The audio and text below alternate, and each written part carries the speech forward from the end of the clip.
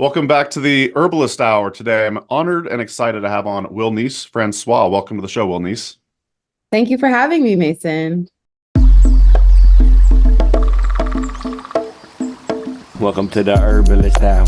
This is where community gather, merging the power of people and flowers, the sweet and the bitter to the salty, the sour. Umami, it's time for the Herbalist Hour. Don't believe we've ever actually met. I have attended the Florida Herbal Conference, and I want to say you've got some ties to that event. Have you taught there recently, or?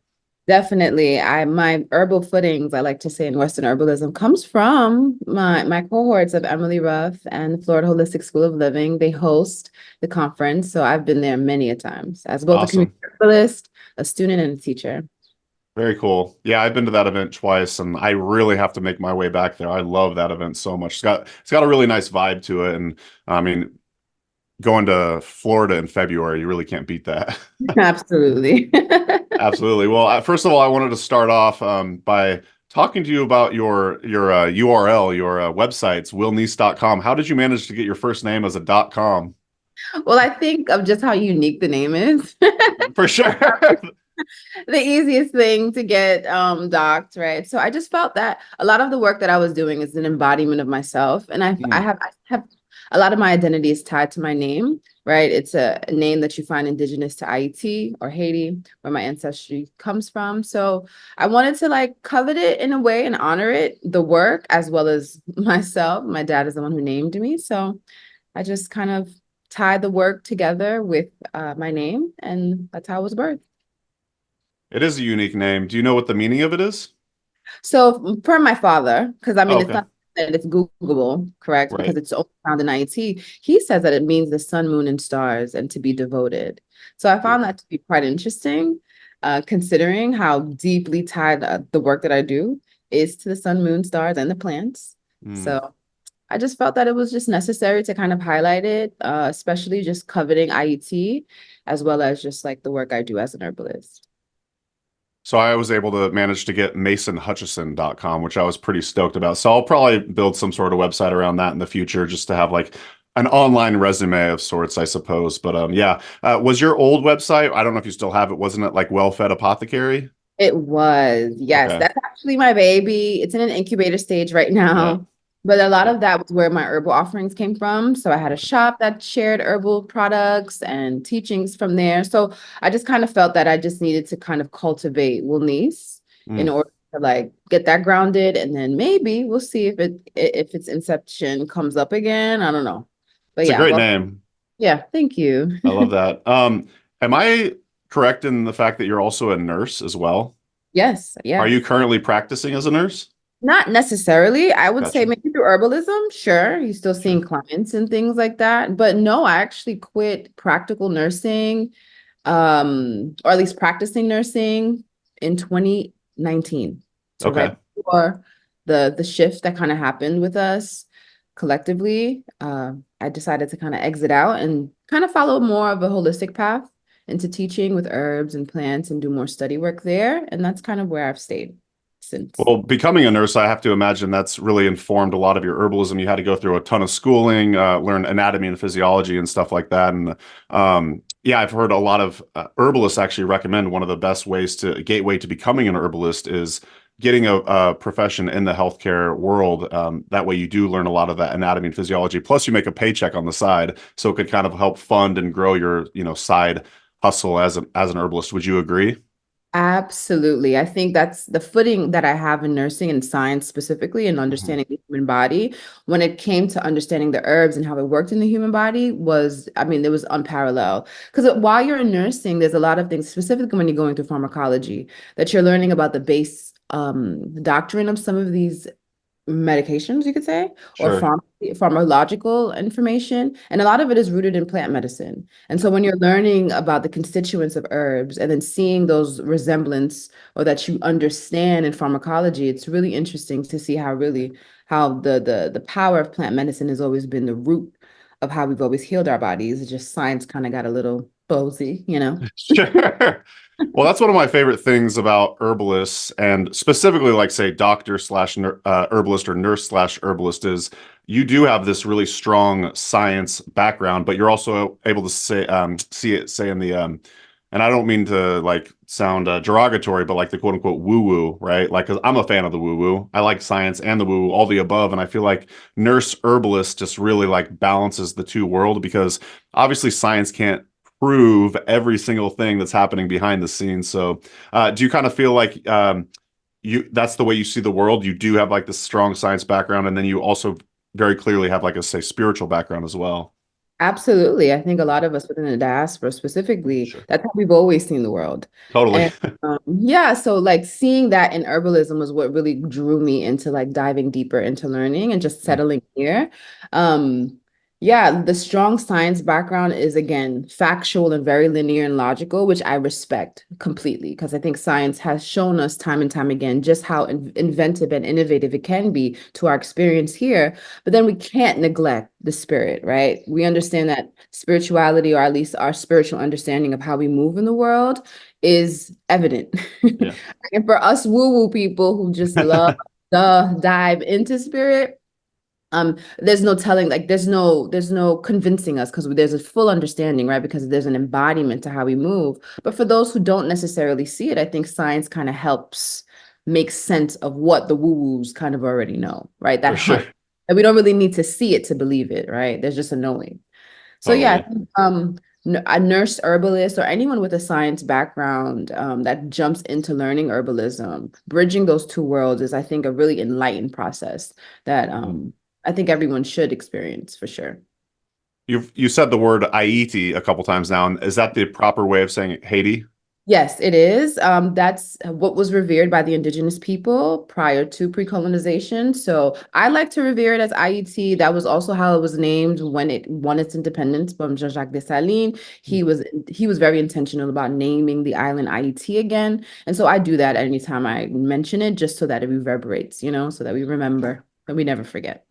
So, coming from a white dude such as myself, do you prefer us to say Haiti as well, or? Absolutely. Okay. Absolutely. Yeah, I think it's important as well. I think naming it Haiti, although it's all names, right? Quisqueya, Haiti, Haiti can all be revered, right? But for me specifically, I think it is important that everyone does acknowledge it as being Haiti, just for that energetic balance that's needed right now. Yeah, for sure. I dig it. Is that where your lineage comes from? Yes. So both parents both come from Haiti. I'm first generation American. So there were two immigrants who came into America looking for a way of life, fell in love, and then had a family. And that's how I was conceptualized and born. Right. Okay. So yeah, so we travel to Haiti every year. My parents have been very, very specific about keeping us tied to our home, right? Or at least our first indicative home. And yeah, the Haitian culture is just seeping throughout childhood and my early adulthood. So yeah, it's just a part of Wilnise. So we talked about the woo-woo a bit and the Haiti. Is there any sort of like spiritual practice that you practice from that region, or like religion or anything like that? Well, yeah, of course. Spirituality is, I think, the primary focus in IET. We have very strong spiritual understanding that's tied to nature. Some people specifically see it as being Vodou. Others people call it other names. We obviously in IT speak of it as being Vodou is just the same. But then there's all the other denominations that are on the island, like Catholicism, Judaism, Islam also can be seen on the island. But yeah, spirituality is second to none when it comes to IET, right? That's something very, very, very powerful there. Just a quick break from the show to let you know about our HerbRally Schoolhouse, our private member area where, HerbRally already comes out with a ton of free content, but if you'd like to get even more exclusive content, check out herbally.com/schoolhouse. You could use coupon code schoolhouse30 at checkout to get your first 30 days for free and see inside the member area. There's a ton of exclusive classes specifically for our members. There's herbal community discounts. There's a private member area where you could interact with the other members as well. Another perk is you get the ability to hang out with us live on the Herbalist Hour podcast. You could ask questions, etc. So that's a super fun perk, which we're really excited about. Huge shout out and thank you to all of our HerbRally Schoolhouse members. It's really one of the best ways you could support our work here at HerbRally. So thank you so much. And now back to the show. I've heard you say Haiti is like little Africa. I want to say I heard you quote that. Just curious why that is. Yeah, so I have been afforded just a beautiful opportunity to be on the continent of Africa and visiting countries like Ghana.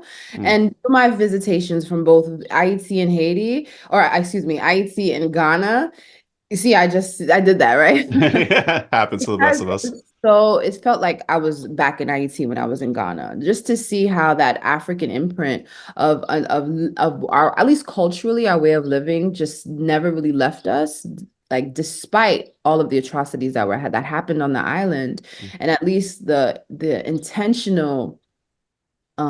intentional kind of erasure of us as people on the island, although that was intentionally done, we never kind of shifted away from who we were as African people. And so when you go to Haiti or when you go into Ghana or spaces like Cote d'Ivoire, Benin, Nigeria, there's just this unspoken similarity, both culturally, spiritually, how the people move. I mean, their way of living, how they walk down the street, how they interact with one another is so synonymous. It's just like they mirror each other so much. I like to say that the island is Little Africa because of just how it held on so tightly to Africa through spirituality, through commerce, through how we engage in familial matters, right? So much that when I was in Ghana, I felt like I was in IT so many times, you know? For sure. Yeah, so in Western herbalism, I hear this get thrown around a lot. We want an herbalist in every household. I'm sure you've heard that before. Like that's a lot of what the herbalists that I talk to, that's their goal is just to teach everybody herbalism, get herbalism in every home. Is it kind of like that in Haiti? I'm coming from a place of complete ignorance. I don't really know what the culture is like there, but are a lot of folks really into plants, herbalism, and healing? Absolutely. I think Yeah, that's the entire African diaspora. That's any for sure. country with an African diaspora. Like I like to say this about all African people that they're all herbalists because there's just Mm, knowledge of herbalism in the plant world and the earth that is seen from childhood, right? I mean, from infancy even. mhm, I like to say a lot of my curiosity comes from my parents because I always say my father's a master herbalist and has always had herbalism within our practice in some form or some way, whether it be, using orange peels to heal a mm, broken ankle, to like drinking a specific tea before school, before the school season happened. But herbalism was just such an indicative part of our cultural practice at home when I was traveling to spaces like Jamaica, and I would be with my friends and their families, and to see how the children had such an intelligence on the landscape and the plants around them, you mm. see that it's just like, it might not be something that they revere as being like this intelligence that's so profound that we miss here in America, but it's just something that's so ingrained within the African diasporic experience that herbalism, every single being in the household is an herbalist to some respect, whether it be a culinary herbalist or one who's diagnosing, one who's researching, or it's a forager. Every single member of the family has some aspect of herbalism that they hold on to that keeps the Mm. family functioning and well. Yeah, I definitely want to get more into your culinary background eventually because that part fascinates me. I'm a huge food guy too. I love cooking. I love being in the kitchen. But I also want to talk about just like your general, like say fashion sense and just how you beautify everything. Like your Instagram page is amazing. I'm just kind of curious, do you have a background in design or videography, photography, or is it all self-taught? I actually don't. It's Mhm. honestly self-taught. Yeah, I think it comes from the space of like being open to creativity, mm, and the divine just kind of moves through you. And so absolutely. because I see everything so beautifully, I do want Hmm. to translate that through my work, right? And it just kind of happens that way. I like to tease that I come from two very creative parents. Like they're unknown artists, right? Mm, Because there's so much artistry in a lot of what they've done in our lives, and I think that fell onto all of their children. mm. And I think that's how I'm able to translate that artistry. It's through like my experience with plants and my experiences through food and learning more about how to use these plants and food mechanisms into my daily habits. Like, I think making it beautiful and making it attractive is what entices people to want to learn more. And I think Totally. that has always been my primary goal, is to bring people more into like ways to heal themselves and using the earth primarily to do that. You do a wonderful job, and I have to say, Amanda sees the world very similarly. Like every corner of our house is meticulously designed and beautified. And she's also a photographer. So, yeah, she sees something like, oh my gosh, I have to capture this and turn it into something beautiful to share for everybody else. But, yeah, it's just so, what do your folks, what do your parents make of your, internet fame? In the beginning, they were kind of skeptical immigrant parents, right? They were Yeah, sure. happening. What You're are you making doing? money doing what? You're making money doing what? You're making a mess of my house. Yeah, yeah. Because I'll be foraging and bringing in mud and bringing in all the plants from outside. But there's a deep understanding of what's happening because I think my father specifically also has a love of beauty and a love of the plants just the same. So I think there's a part of his inner child that enlightens every time he sees me dive into this a bit deeper. And through that skepticism, I've gained new believers, right? Who understand that this language of how we're speaking to each other digitally can be something that's both profitable and expensive for our communities. Like it does create this kind of like safe haven for us to come together, learn from each other, and build this beautiful community while it being beautiful, right? So yeah, it's been a journey, but they've tagged along, so it's nice. One thing I like about the way you post is, yes, it is aspirational in a sense, but you're never pompous about it. You're not like, you don't show off or you don't like, there's a lot of shady characters on Instagram who make their life look a certain type of way. And what you do is, it's just so inspiring. Like after watching some of your videos, you're like, oh, I want to make that now. Oh, I want to practice that self-care routine. And I just really admire that about your work. Thank you so much. That's always been the goal. I kind of wanted to Right. look real time because it is real time. I'm really just Totally. sharing my experience. So I'm great that it's translated that way. Oh, Thank you. absolutely. Actually, why don't we drop the Instagram handle? Is it at Wilnise? It's at Wilnise. Yeah, real easy. Perfect. Yeah. And on TikTok too, right? Yeah, and on TikTok. I think it's Oh, Wilnise.love because I think okay. there's Wilnise out in the world. But yeah, on Fair TikTok, enough. Wilnise.love, and on Instagram, it's Wilnise. Cool. Well, let's take it back. You said you're a first generation American. I want to say you grew up in Brooklyn. Yes, I did. Yeah. What were you like as a kiddo and how did you kind of get into herbalism? Oh my gosh, I was just the same curious little Some girl. things never change. Yeah, it really doesn't, honestly. Like you learn that throughout your journey, you kind of do just scale back to who you were as a child. Mm, That's what it's all about.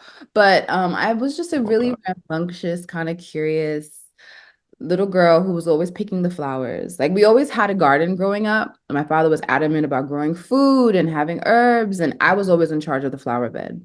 So Mm. that's something that I always did. I was always planting the sunflowers and the tulips, right? And picking the dandelions and creating little dandelion fairies. So that never changed. Yeah. So coming back into herbalism and seeing that same type of curiosity emerge when I was foraging or I'm outside in the woods, is kind of that who little Wilnise is. And then I was always in the kitchen. Yeah. Was always baking. I'd Mm. be in the kitchen with my mom, she'd cook, and then I'll take out the mixer, like, oh mom, I wanna bake. My mom always tells the story that when I was about 6, I asked for a stand mixer, and she misinterpreted it as being like the Easy Bake Oven. And so when I got the Easy Bake Oven, I was What is disappointed. this shit? Yeah, I was like, oh, this is not what I wanted. I want the real thing. Yeah. I want the real thing. So she always kind of teases me about that to say, well, you've always loved being in the kitchen. And that's the truth. Like, I think merging the two worlds of herbal, well, it's not merging. I think it's just they're synonymous. They come one hand in hand, truly. So being in the kitchen with the plants and like having that as my laboratory is really, really, really fun. So yeah, I this is. love Mhm. Yeah, I love hearing that, we said some things never change. You've kind of been Will Neese this whole time. And not to make this conversation about me, but just briefly, I want to say, I've said this a lot on the show, actually. Like I experienced a lot of depression as a child, say from like early teens or even pre-teens all the way through early 20s. And it's been a lifelong journey. And what I've noticed is one of the things that's healed me is realizing that one of the ways for me that helped me was by just what did I like as a kid and then pursue that. Mhm. And it seems kind of obvious, like once you get back to that play and what sparked your interest as a kid, the more you do that, you're like, oh, right, this is like the real me. Absolutely, absolutely. I think, I think, growing up in New York and living that life and seeing how it is to be in the city and then, moving into other spaces that's a little bit quieter and Mm, closer to nature does help awaken that, right? Because I think we all kind of grew up in like a really shady era, and then totally. you're growing up to learn how shady it was. But really coming back to those spaces as a child does kind of heal the heart in a really profound way. So I Absolutely. I agree. Where are you based now? I'm actually in Florida now. Oh, cool. I never say that I'm based anywhere because Gotcha. I'm up and everywhere. Cool. You like that lifestyle? I actually do in this Yeah, in this season of my life. In for this, sure. Yeah. yeah, in this season it's actually kind of fun. I just came back from Mexico. I was in Saw that. Zacualpan, Morales, and it was really beautiful connecting with the people and the matriarchs there. And Mm, so I think I'm headed to Costa Rica next. So that's going to be fun. So that's nice. what's happening now, and I like it. Do you know about the Wild Ginger Community Herbal Center out there in Costa Rica? I believe I do. I think someone sent me something, but please share more. I would love to link you up with Molly Meehan. So Molly Meehan has basically an herb school out in Costa Rica, and then also as well as the Maryland area. So I Oh, that- will link you two up. That would be. Do you know about like Brandon Ruiz's work as an herbalist? I do. Okay, cool. Yeah, he taught their last just a few months back a Caribbean herbalism weekend course out at the Wild Ginger Center. So I think that'd be a really cool connection for you to meet up with them out there. Absolutely. I would really appreciate that. No doubt. Well, let's talk about some plants. I saw you post. I don't know if this was from your Mexico trip or not, but you were talking about sugarcane and juicing sugarcane, and I'm just fascinated by that. Was that in Mexico? And just kind of t talk to us about drinking sugarcane juice and like maybe some of the benefits, etc. Oh, absolutely. So that was actually here in Florida in our backyard. My dad grows sugarcane. Oh, cool. So I stop to see my parents every once in a while and tend to the garden and things.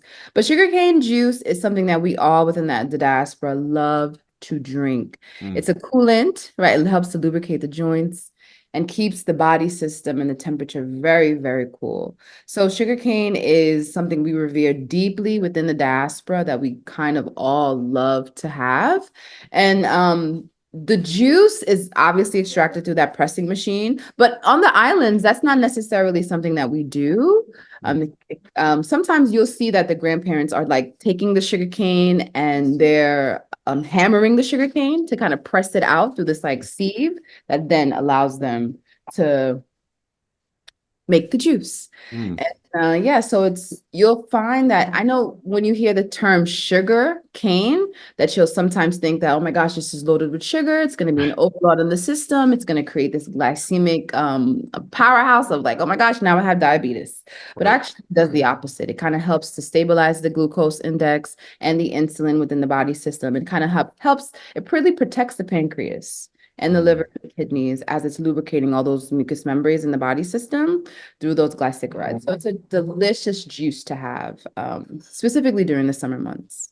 Oh, I bet it's so good. I bet it does have a slight sweet or maybe an intense sweetness to it. But yeah, I have to try that someday. And anytime you take one plant and then you like just refine it down to like say a granule of sugar, probably not going to be super good for you. But yeah, in the whole food sense, probably has a lot of benefits. So Absolutely. So that's countless examples of that.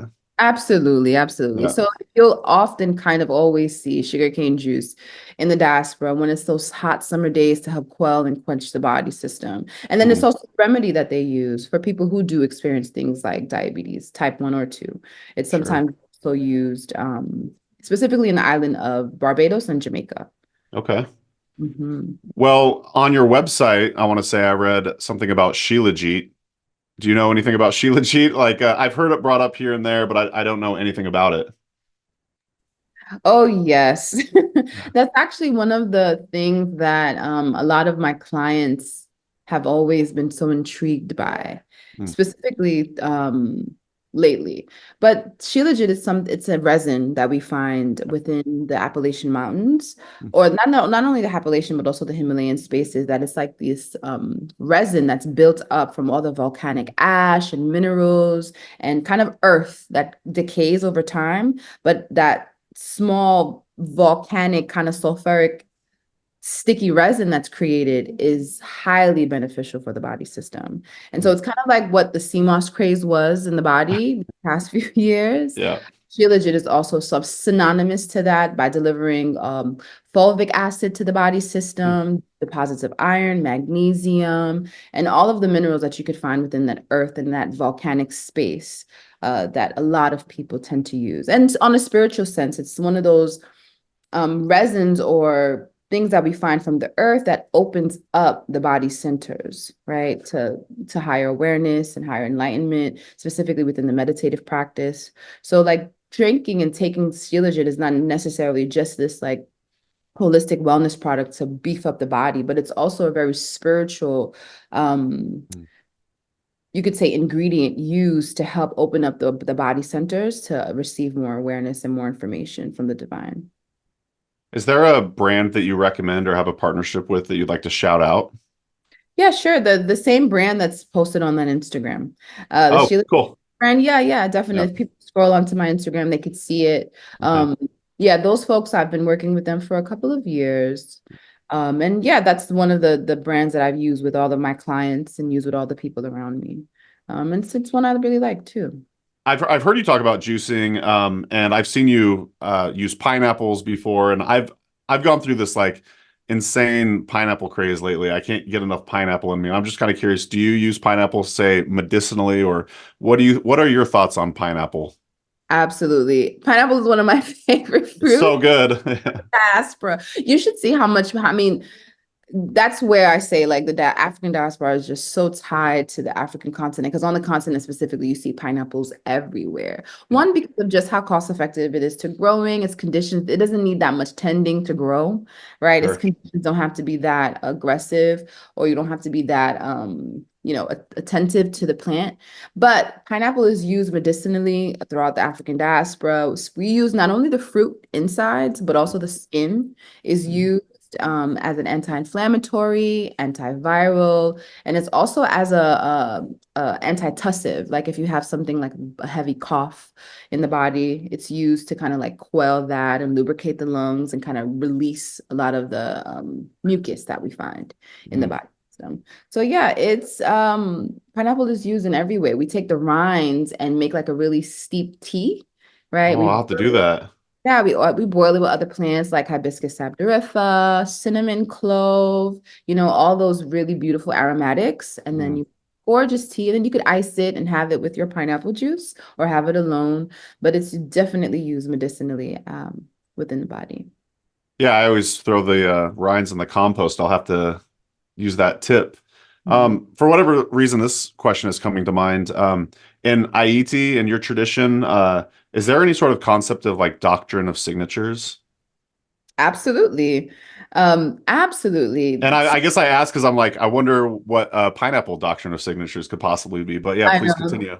But absolutely, like the doctrines of signatures are revered so much that you see it in the name, right? So I'll give you one specific one. So the doctrine of signature for catnip, for instance, is seen within the name called lungi shat. And when you translate that, when you translate the name lungi shat, it's basically saying the lungs of the cat. Wow. And if you know how catnip works in the body system, it can be used to help heal the lung. And then it also looks like the tongue. Totally. Looks like a tongue of a cat. So yeah, absolutely. Doctrine of signatures is revered and seen just how they name the plant, right? And how they use it, of course. I think that's always been the indicator of how a plant is used before we had information from other plant people or scientists coming onto the island. Doctrine of signatures is really your first indicator of how to use the plant material in the body. That's cool.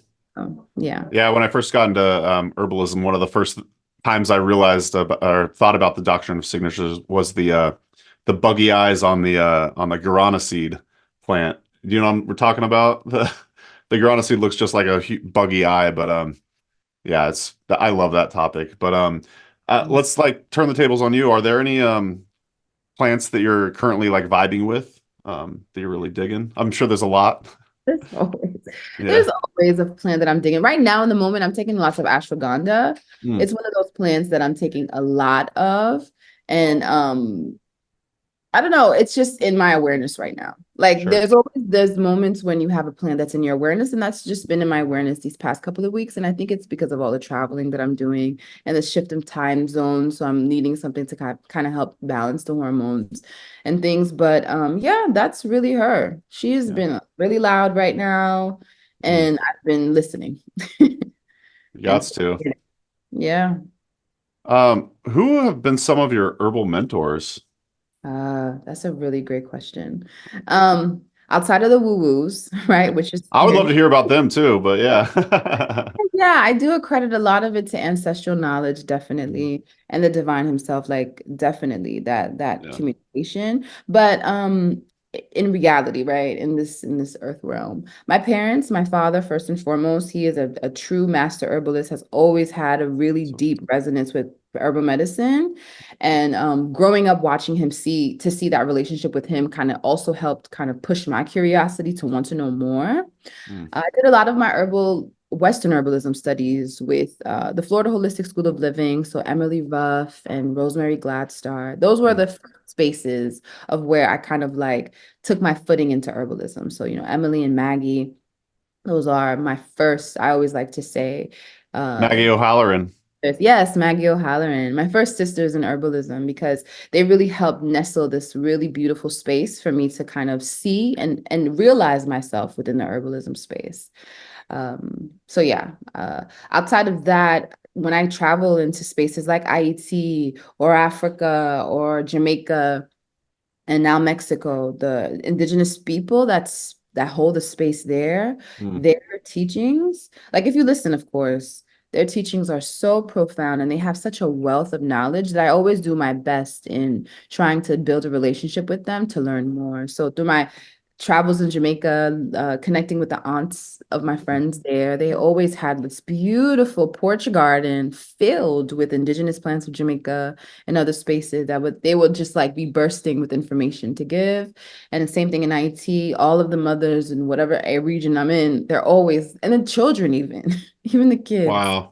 They would have so much knowledge of the plants. So I tend to think that every person in my walk so far, once I open myself up to receive the information from the plants, are always willing to share. And then the plant itself, right? I take a lot of time to be still in either forest walks or just simple walks around the neighborhood to try to see who's calling, what's saying what, why is this plant waving in this way?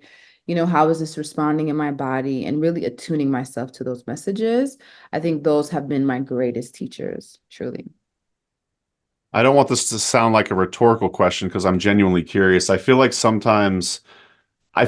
every year I'll kind of have maybe a different plant that I'm incredibly drawn to. I remember a few years back, for whatever reason, cow parsnip just kept popping up in my life. And to the point where even though it's kind of weedy in Oregon, which is where I was living at the time, I actually planted a cow parsnip seed and just like blossomed to this huge, giant plant in our backyard. And why do you think that is? Why do you think certain plants have this strong call to you in different seasons of your life? Yeah, I think you kind of just said it. Like when we're moving through seasons, that plant holds a message or signature, right? That helps to kind of stabilize that energy that we might be either having too much of or just need to stabilize and balance. Like I think when I called on to, I don't know why ashwagandha is so loud in my space right now, especially since we know just like where ashwagandha is within the herbalism space. I think maybe it is a call for us to just deepen our spiritual awareness more. And I think the plants, like I forget the herbalist name that did coin this term, the plant cesters, because they truly are our first ancestors here. I think they help us to remind us of just that fabric of information that sometimes we neglect or we forget. And so when a plant shows up in that particular season, it's because that messaging is something that needs to help us to ground ourselves in our purpose work. And it's our job to kind of uncode that message because it's specific to you, like I can't tell you why that. But I think the deeper you work with that plant and just build a beautiful relationship, the encoding happens. And then you start to embody that. And then continue on your journey. Yeah. When you said ashwagandha at its current state in herbalism right now, were you referring to like say the popularity of it? Yeah, not only the popularity, but just also the overuse of it, Mm, like we also yeah. have that kind of improper relationship to how we Yeah. review the plant. And sometimes I find that when plants show up, it's not only just for me to revere it, but it's also to just like give it its moment of sacredness, like Yeah. allow it to just be. And I think that's also why it showed up in this space. Totally. Yeah, for whatever reason, I've never really been super drawn to that plant. So I'm wondering what season of my life I'll be starting to really vibe with the ashwagandha. But yeah, teach their own. Yeah. How do you well, we've kind of already covered it, but your mom, you grew up in the kitchen with your mom. I would love to just hear about like those early days of just being in the kitchen with her and what she taught you and how she taught you because, like I mentioned earlier, I like being in the kitchen. And I think that I maybe sometimes could be like a control freak, and maybe I'm not the best teacher. Um, and I would love maybe just to have you talk about your experience with your mom in the kitchen, and maybe give me some advice on how to be a better teacher to my own child as we're in the kitchen. No, Or I maybe get she was demanding too. no, she was in some respects, right? She was a clean freak, so it's a little. Yeah. Which is the tool, it's a need, right? But luckily for me in my experience, my mother loves company in the kitchen. So she's a very Mhm. social woman. So she wasn't the woman that was alone in the kitchen and no one could be there. She loved the idea of sous chefs. So she would always Mm. have a task for everyone. That was how she taught, right? You cut the green bean, you cut up the spinach, you peel the carrots, you peel the potatoes. That's kind of how she worked because she loved the help. And I grew up watching her and her girlfriends always in the kitchen. Like I grew up in a very communal home. Like all Mhm. of my mom's parents, all of their friends, like their young friends would come over every weekend and she would be in the kitchen with all of her girlfriends cooking this extravagant meal while all the guys are outside either playing music or dominoes and the kids would be kids, right? Children would be outside playing. But we always had like this just like communal space in the kitchen. So it was never this kind of like space that no one could be in. She kind of invited everyone in. And with that, it allowed my curiosity to get piqued. So if I'd ask her a question, oh, why are you putting that? She'd be like, just watch me, Yeah. Always invited the watching and the Right. questioning and just this the socialness of being in the kitchen. And I think that helped me to realize, oh wow, you can really build community around food.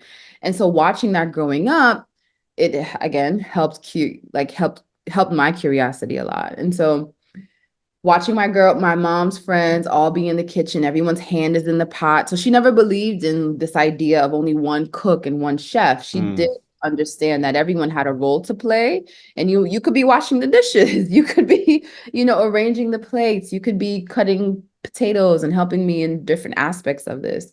And so I think that's what helped me be so flamboyant in the kitchen and be Mm. open, like receiving whatever it is I had to learn in the kitchen space because she was such an open teacher. What about like creatively? Is she creating like traditional dishes and there was kind of like a rotation, or was she freestyling it a lot? How did that work? No, it was a lot of freestyle. I think what Yeah. she did do, like thinking back, it was traditional Haitian food, Yeah. but what it was also this kind of twist to the American space because she was Sure. raising American children that were also wanting the burgers and the fries and the chicken nuggets. And Yes. we wanted those things because Mm. our peers were having them. So we were curious. So Yeah. she would sometimes go in the kitchen, get a little creative and do some certain things and try to like finesse it, but Yeah. still make sure that we're eating nourishing foods because she was very adamant about that. Like she was the mom who cooked every single day, didn't miss a day, still to this day, doesn't miss a day being in the kitchen cooking a nourishing meal because she just didn't believe in eating food outside of the home. So yeah, it was a really beautiful mix of the Haitian tradition of eating our cultural foods that are native to Haiti while still, feeding us the Kraft mac and cheese when we craved one because we saw it on the commercial and we want to eat it, or we For want to sure. see chicken nuggets, we want to eat it on the commercial. She did a really beautiful job at like bridging the two worlds and making us comfortable, and then fed. Absolutely. Right. So your mom never goes out to eat, pretty much? No, she's a stickler. She's yeah, she's very, very strict on cooking a home cooked meal having that to eat. I mean, if we're out running errands, she'll say, I could wait. I have food at home. Right, right, right. I'm like, well, I'm starving now. Yeah. Well, she's probably healthier for it, and also it's easier on the wallet when you're making all of your own food. But absolutely, absolutely. So carrying forward your mother's traditional cooking and everything to this day, are you kind of doing it similar to how she used to do it, but kind of adding a little more herbal flair, or was she already kind of adding that herbal flair anyways? No, absolutely. I think I'm adding a little more herbal flair because of the herbal knowledge that I have of the Western plants, right? So her knowledge only kind of stayed within what IET was using. And now that I learned a lot about bioregionalism, I think I revere a lot of herbalists who do revere that, and learning about the plants that grow around me and now learning how to utilize them in the kitchen space. I think my whole idea of working with anyone and all of my clients is to introduce the plants into the food. I think the food is a universal language. We all eat to some form or capacity, and being able to take the plant in with the food is, I think, the easiest way to help jumpstart any healing journey, right? And allowing the plants to really help to communicate its message, even if it's through food, is really profound for even a novice herbalist, right? Or someone who's just curious. So that's a lot of what my teaching comes from, is teaching people how to introduce those particular plants, whether it be nettle or something simple like chamomile, roses, or whatever it might be, into the kitchen space, right? Not just having a tea, but maybe throwing them in your soups or making a beautiful cake, right? Or some beautiful wraps using these plant materials. Because I think culturally, specifically here in the West, we tend to look at things that are supposed to be good for us as this daunting medicine that we have to take every day. And now realizing that it's every step of what we do on a day-to-day basis that helps to optimize our wellness. And if it's like starting with our food choices and adding the plants there, right? Throwing a drop of tincture in your smoothie every once in a while can jumpstart something really profound in healing your body, is what the bulk of the teaching requires. And that's what I do. Yeah. So you do have a lot of background in culinary. How do you, is that part of, like, say, your career? Like, are you making money from this? Are you consulting with people one-on-one, or is it more like you're teaching people through your Instagram channel and you're getting like brand deals and that kind of thing? So I have a couple of clients that I work specifically as private clients, or a private chef, you can say. Wow. Space, and I teach them how to change their kitchen cabinets to a kitchen apothecary. So cool. I introduce tons of herbs into their world and teach them how to like implement them into their daily habits. And so I kind of become their like herbalist consultant. That's so cool. Within the past few years, I was actually working as a private chef for a couple of people and teaching them how to, again, create the meals, share my recipes with them. And then also the work that I share on Instagram. A lot of the teaching was and is to teach people how to introduce even the simplest things into the diet so that they learn, these simple things that we sometimes think is really like intimidating, right? When people think of herbalism and herbalist, they think it's really an intimidating experience. And so we simplify it just through food. It can like jumpstart their awareness to then get curious and want to learn more. That's what's been happening. I want to say I heard you say on the Plant Spirit podcast with Sarah Artemisia, if I'm getting that right, you were saying, you were talking about the intimidation that folks might feel when you first start getting into herbalism, but you said to the effect of, as long as you just kind of intimately know 5 different plants, that's, you're almost there, right? Absolutely. I believe that. The greatest, to me, in my experience, I love the minimalist herbalist. That herbalist that literally only has 5 herbs in their apothecary, and they use those 5 herbs for almost every ailment. To me, I think that's the most profound thing, because there's a real trust there on the plant's power to heal the body system, because the plants do have an array of ways on how it could heal the body, right? And we know this. So it can be intimidating, because there's so much information to know, because we're all still ever learning. Like, it's an ever learning process. We're all forever student herbalists, I think. And so though it may be intimidating, even knowing one herb, right? Starting with that one herb and really diving in to learn all of its parts, right? The ecology, its identification, right? All of it, the biodiversity of it. I mean, every aspect of the plant, the constituent of the plant, all of it is you can call yourself an herbalist at that point because if you do the Absolutely. work, you're doing the work. This question comes to mind. So HerbRally has a free course. It's called The Art of Frugal Nutrition, where our goal is to essentially teach people how to eat healthy on a budget. Which, by the way, when you were talking about teaching folks how to cook, I was wondering, I'll get back to the Art of Frugal Nutrition question in a minute, but do you also take these clients to the grocery store and teach them how to grocery shop? Yep. That is so cool. That goes in hand. Yeah, I think that's the first step. Because I think folks, we have a miseducation of what the grocery store space looks like. And then it's also very intimidating. There's so many products, so many things to look at. And we've been, scammed and bamboozled with all types of stuff in the grocery space. So Oh, yeah.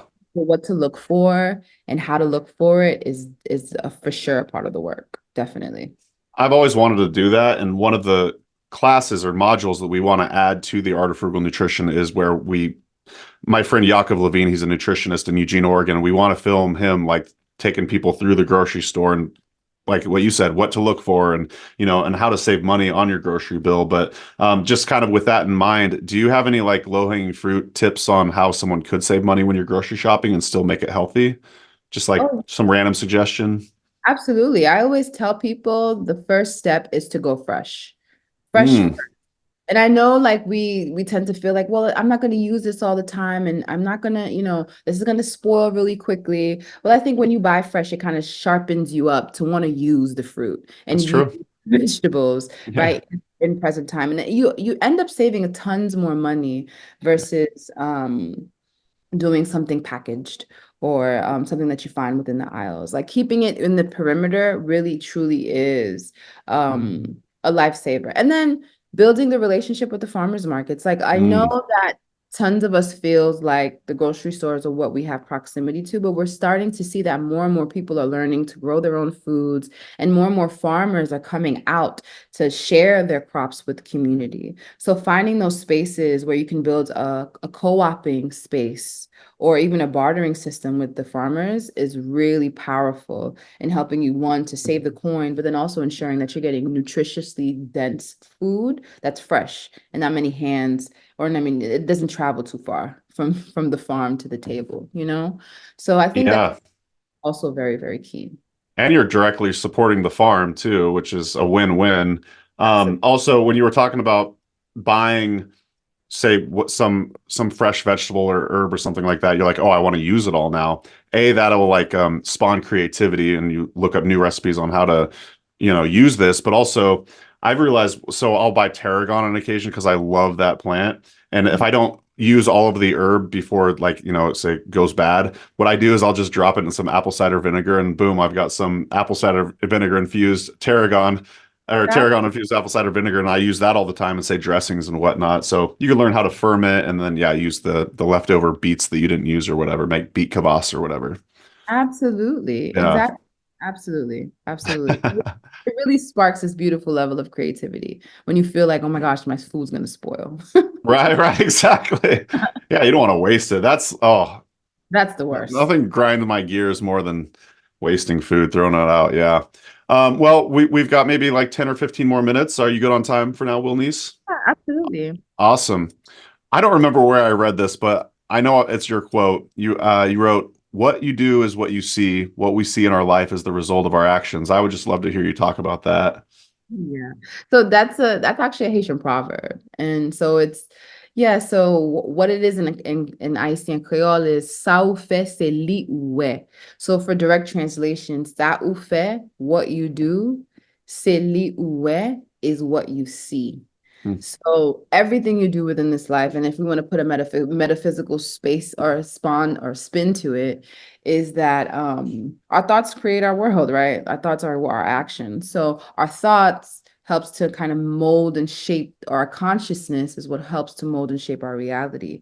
So everything that you do on a day-to-day basis is everything that you will tend to see play out within the actual reality. And so the doing doesn't start with necessarily the action of it, but it's just the thought process of it, right? So it's just like, what are you thinking? What are you materializing in that thought space? Because that is then thus what we'll then see moving forward in your personal realities. So I tend to always remember that. it's a testament to my journey thus far and continuing that it helps me to check in to my mind space because the intrusive thoughts do show up, right? The doubt, the fear, all of the things. And so create kind of like these adverse things that you don't want to tend to experience. But when you realize that you are in the control seat of this thing and that the thoughts that you give life to or pay attention to and that speak to the highest vibration of your existence is what you'll tend to see in the outer world. And working with the plants does help me to ground that knowing so that I could help to continue to manifest the world that I want to see moving forward, Oh, I so resonate with all of that. I feel like I'm a product of essentially that. I mean, I didn't know that saying beforehand, but in so many words, a very similar thing, because before I had any sort of goal or vision for my life, I felt like I was just kind of floating around, just doing whatever. And it was not a happy place to be. But once I really started going gung ho on one particular thing, just life got so much better. Do you feel like you're currently, because very clearly you've done the same thing. You created this beautiful life for yourself. Is there something inside your heart right now that's telling you to do something next? And are you facing that fear? And do you feel like you're going to move forward with it? Yes. Yeah. You don't have to share what it is if you don't want to. Yeah, but no, yes, affirmatively, absolutely, okay. absolutely. Yeah, absolutely. Yeah. So, dear listener, if you're currently feeling really strong pull, and not to be too motivational right now, but I'm telling you, once you really just like face those fears and move forward with it, your life just gets exponentially better. Absolutely. I think the biggest lie we tell ourselves is that we believe the lie of fear.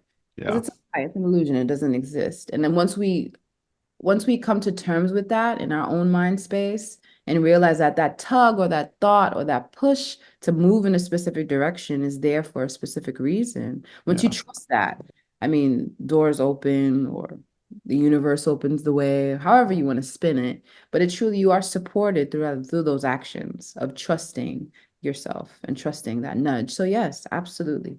Absolutely. What's that saying? It's like the universe is conspiring to help you win or something like that. Yeah. It truly is. That's the truth. Yeah. That is the one truth. Wilnise, if you were to give a TED talk, do you know what it would be about?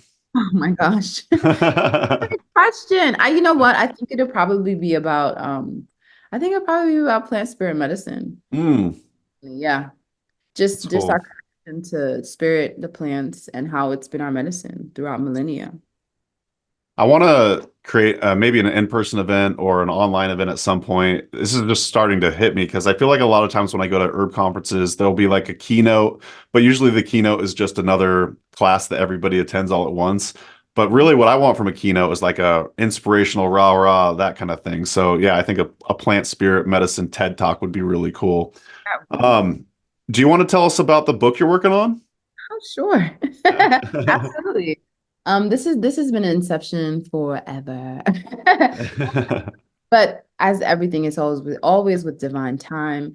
And I feel like I've now cultivated or culminated of enough to share my journey with people. And so a lot of it is going to be sharing my journey with the plants and how I use them on a day-to-day basis to help manifest or be in a space of wellness that I'm currently in. And a lot of it is an ode to IET and the information you get from the African diaspora mixed in with tons of recipes to share.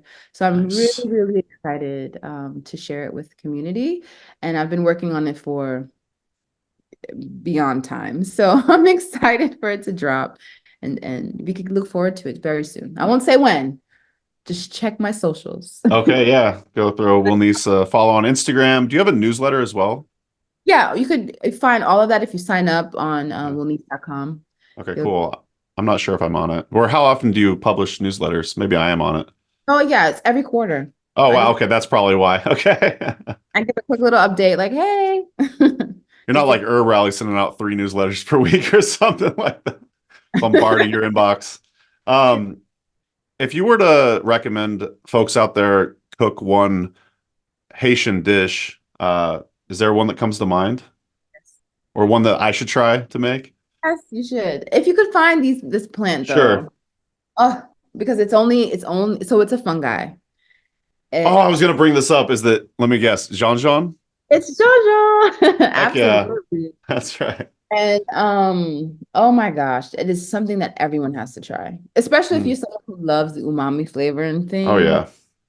Jonjon is such a unique mushroom, and and they say it's only found within our space in our region in That's IT. But other mycologists might disagree, of course. right. But in IT, it's something that we've been eating and using for millennia. The indigenous people of the space used to eat it and use it as medicine. Haitians have found it in our cuisine.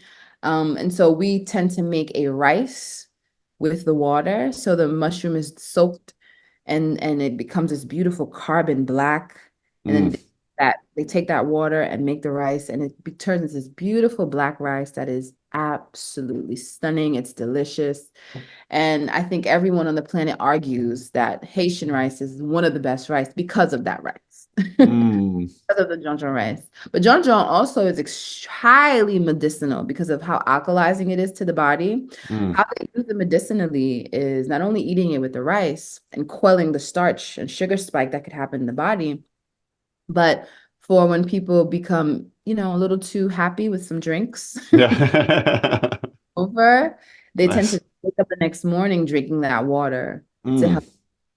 help, cure that hungover spell that Mm. happens after drinking too much. So obviously with that information, you know what it does to the body, right? It purges out the toxins, it quells out any imbalances in the body system, whatever it could be, it decreases inflammation in the body, and it's highly, highly medicinal in that way. So, and then it's also delicious when paired with food. So Umami. I'll gift you some of that mushroom That'd be because it's amazing. a commodity for sure. It's something that's Oh not, wow, that'd be awesome. yeah, it's not easily found. So I'll make sure to send a Thank little you. I can't wait. Yeah. Wow. All right, cool. And just for the listener, I want to say it's spelled DJON. DJON. Yeah. Yes. Jean OND. Jean. I love it. So cool. Well, couple more questions. Do you have advice to the aspiring herbalist who looks to make this their lifestyle or career? Yeah, dive in. Yeah. Just And do go, it. just do it. Just keep walking. Yeah. The plants open them. I think they're the most gracious, the most gracious space to be in. They just open Oh them. yeah. You learned and felt and seen, and once you really dedicate yourself to learning genuinely, you'll see just how much it opens up your life. Yeah. Absolutely. Back to the following your heart. Yeah, just go ahead and do it. Yeah, Learn 5 plants. Learn 5. Well, Start yeah, there. exactly. Well, very cool. This has been so much fun getting to know you, Wilnise. Again, that's wilnise.com. Sign up for a newsletter, follow her on Instagram, TikTok, all the above. Do you have any just closing thoughts you want to impart to the audience before we wrap up and get out of here? No, I think we've covered everything that I'd love to say. Keep rocking. Keep rocking. I think HerbRally is a beautiful community of folk to keep studying. Find your local herbalists in your communities. See what those plants are that's growing right in your backyard, and welcome. Well, it's been a pleasure, Wilnise. Thank you so much for taking the hour to teach all of us about all of your amazing work. Thanks to you for listening or tuning into the YouTube channel, and big thanks to Amanda for the editing. And that's going to do it for this episode. We'll see you next time. Thanks so much for watching today's episode of the Herbalist Hour. If you enjoyed it, please give it a thumbs up. And if you want more great herbal content, be sure to subscribe to our HerbRally YouTube channel. If you enjoy these Herbalist Hour episodes and you'd like to join us live, you can do so by becoming an HerbRally Schoolhouse member. Learn more at herbrally.com/schoolhouse. And if you want to get your first 30 days for free, use coupon code YouTube30 at checkout. So our HerbRally Schoolhouse members get access to exclusive video classes, monographs, and a lot more herbal community discounts, along with joining these live Herbalist Hour interviews. So one more time, herbrally.com/schoolhouse, enter coupon code YouTube30 at checkout to get your first 30 days for free. All right, we'll see you in the next episode, and take care.